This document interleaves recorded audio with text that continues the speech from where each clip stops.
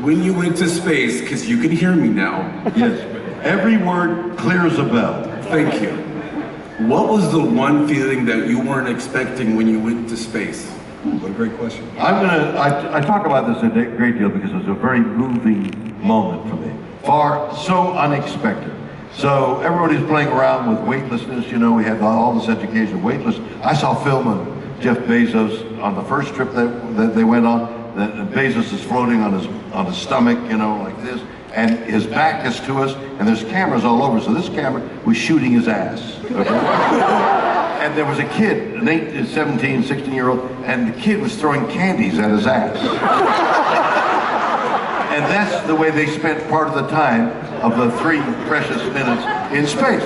So when they asked me to go, and I'm going to go, I went and I vowed that every moment that I spent at space would not be playing around in weightlessness, but looking out the window and trying to get an impression.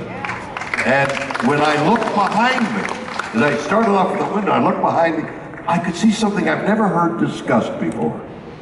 The spaceship was leaving a wake through the air, like a submarine does in the water. So I could see the wake. And then when I turned to my right, I could see the blackness of space. I've been fascinated by space. The Hubble, before the Hubble, I wasn't around when what's-his-name had a telescope and realized that we weren't going around, that the sun wasn't going around us, we were going around the sun. I wasn't there, okay? But you were born a week later, I bet. I was fascinated by space, as anybody here is here because of Star Trek. And I've studied a lot about it, but I couldn't see anything.